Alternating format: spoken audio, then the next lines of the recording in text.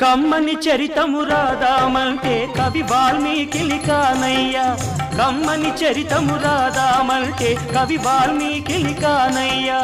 గానముతో కొలవాలంటే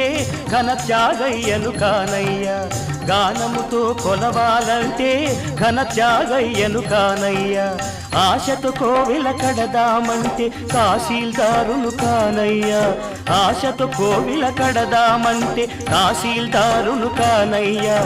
ఆఖరికి మనసిద్దామంటే అది ఏనాడో